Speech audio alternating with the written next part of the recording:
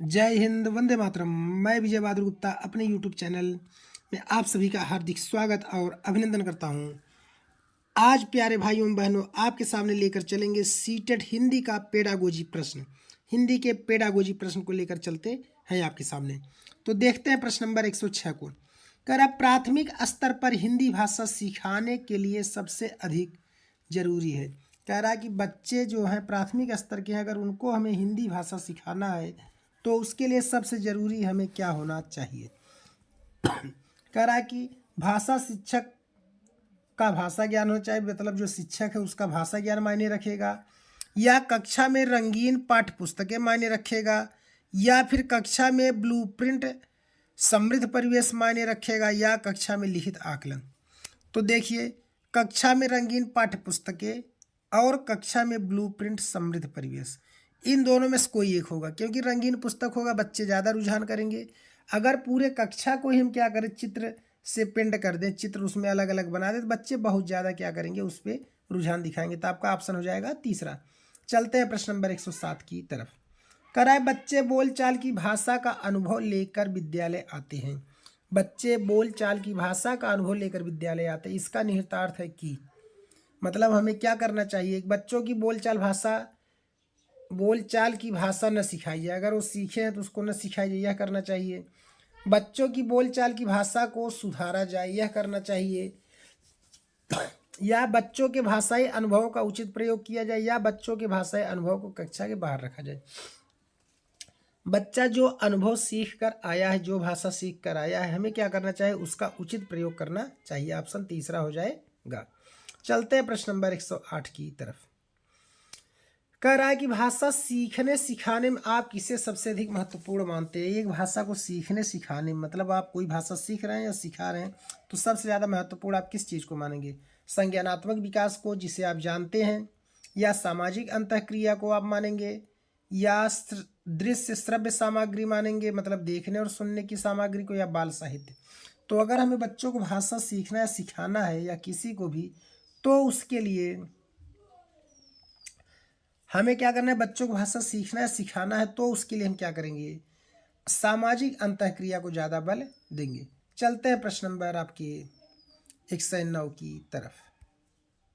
तो प्रश्न आपका 109 क्या है इसमें, कि हिंदी भाषा शिक्षक का यह प्रयास होना चाहिए, कि हिंदी भाषा शिक्षक का क्या प्रयास होना चाहिए, इसके बारे में आप देख लेते हैं। हम कह रहा है कि हिंदी भाषा शिक्षक का यह प्रयास होना चाहिए कि बच्चों की भाषा संबंधी सहज रचना शक्ति को बढ़ने का अवसर दें। हिंदी भाषा शिक्षक का प्रयास होना चाहिए बच्चों की जो भाषा संबंधी है उसकी रचना शक्ति को बढ़ने का अवसर दें, या बच्चों की मातृभाषा के स्थान पर हम क्या करें, हिंदी भाषा को स्थान दें, या बच्चों द्वारा मानक भाषा का प्रयोग करने के लिए अवसर दें, कि मतलब किसी एक भाषा का प्रयोग करो, या बच्चों को शिक्षाप्रद बाल साहित्य पढ़ने का अवसर दें। तो बच्चों की जो भाषा है उसके हम शक्ति को क्या करेंगे, बढ़ने का अवसर देंगे। ऑप्शन पहला बन जाएगा। चलते हैं प्रश्न नंबर 110 की तरफ। करा कक्षा 5 के बच्चों के भाषा आकलन के संदर्भ में आप किस सवाल का सबसे कमज़ोर मानते हैं। मतलब अगर उनको भाषा आकलन करना है तो आप कौन सा सवाल इसमें सबसे कमज़ोर मानेंगे। कि आपका ऑप्शन बनेगा, केशव सबसे क्या कहता होगा, कल्पना करके केवल शब्दों में लिखो, इस चीज़ को मानेंगे सबसे कमज़ोर। या यदि इला तुम्हारे स्कूल में आए तो उसे किन किन बातों कामों से परेशानी होगी, इसको। या अपने दोस्तों से पूछकर पता करो कि कौन किस बात से घबराता है। या ईदगाह कहानी में हामिद ने मेले में क्या क्या खरीदा, इसको। तो आप क्या करेंगे, सबसे कमज़ोर जो होगा आपका चौथा ऑप्शन बन जाएगा, ईदगाह कहानी में हामिद ने मेले में क्या क्या खरीदा, क्योंकि उसने कुछ खरीदा ही नहीं था। खरीदा था सिर्फ उसने क्या, चिमटा। तो इसमें कुछ हमें वो याद करने की है नहीं, तो इसलिए सबसे कमज़ोर कड़ी हो जाएगा। चलते हैं प्रश्न नंबर 111 की तरफ। 111 का करा है कि भाषा का अति महत्वपूर्ण प्रकार है। भाषा का मतलब सबसे महत्वपूर्ण प्रकार क्या है। ऑप्शन जो आपका बनेगा, सुनना होना चाहिए, अक्षर ज्ञान होना चाहिए, संप्रेषण होना चाहिए, लेखन होना चाहिए। भाषा का सबसे महत्वपूर्ण प्रकार या जो कार्य है संप्रेषण होना चाहिए, मतलब आदान प्रदान होना चाहिए। चलते हैं प्रश्न नंबर 112 की तरफ। तो 112 आपका क्या कह रहा है दोस्तों यहाँ पर, कि सुनने और लिखने की कुशलता का आकलन करने का सबसे अच्छा तरीका है। सुनने और लिखने की कुशलता का आकलन करने का सबसे अच्छा तरीका है क्या? कविता सुनना और शब्दशः लिखना, कविता सुनकर प्रश्नों के उत्तर लिखना, या सुनी गई कहानी को अपने शब्दों में लिखना, सुनी गई कहानी को शब्दशः लिखना। सुनने और लिखने कुशलता का आकलन होगा सुनी गई कहानी को अपने अनुसार लिखना, ऑप्शन तीसरा हो जाएगा। चलते हैं प्रश्न नंबर 113 की तरफ।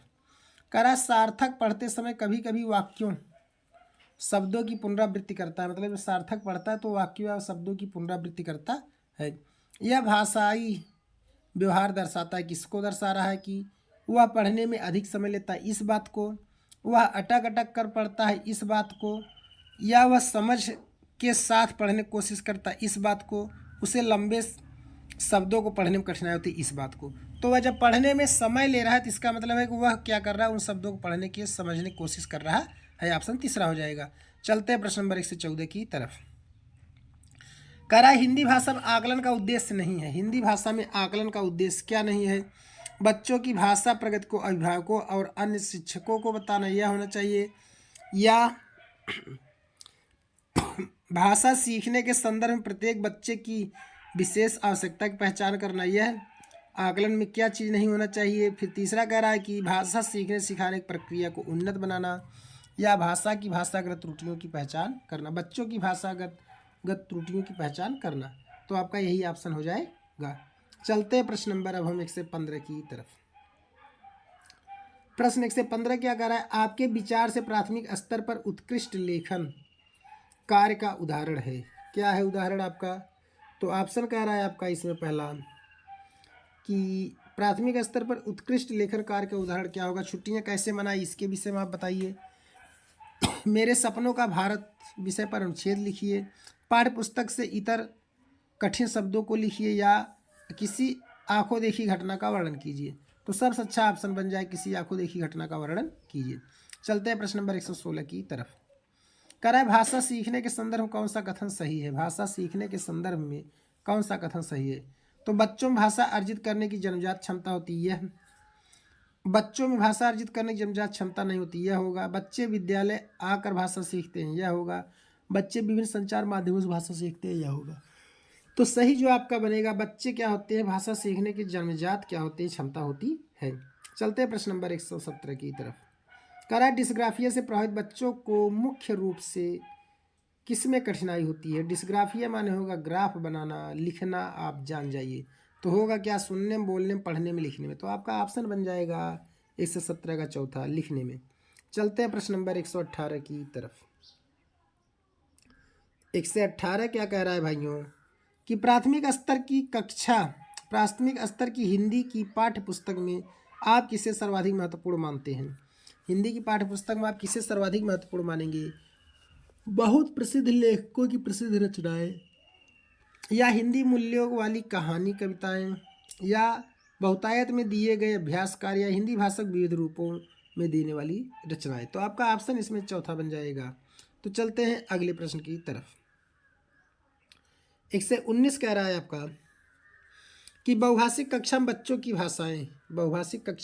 भाषाएं संसाधन के रूप में कार्य कर सकती हैं, शिक्षक के लिए जटिल हो सकती हैं, आकलन की प्रक्रिया को बाधित करती हैं, या भाषा सीखने की प्रक्रिया में बाधित करती हैं। तो क्या होगा? बहुभाषिक कक्षा में भाषा आपका क्या होगा? संसाधन के रूप में कार्य करेगा, ऑप्शन पहला हो जाएगा। चलते हैं आज के लास्ट प्रश्न की तरफ। भाषा सीखने और भाषा अर्जित करने में अंतर का मुख्य आधार है। भाषा सीखने और भाषा अर्जित करने के मुख्य अंतर का मुख्य आधार क्या है? भाषा की पाठ्य पुस्तकें, भाषा का लिखित आकलन, भाषा का उपलब्ध परिवेश, या आपका भाषा की जटिल समस्याएं। तो ऑप्शन जो इसका बन जाएगा तीसरा हो जाएगा, भाषा का उपलब्ध परिवेश। तो भाइयों अगर आपको हमारा वीडियो अच्छा लगे तो हमारे चैनल को सब्सक्राइब, वीडियो को लाइक शेयर कमेंट जरूर करें। ओके, जय हिंद।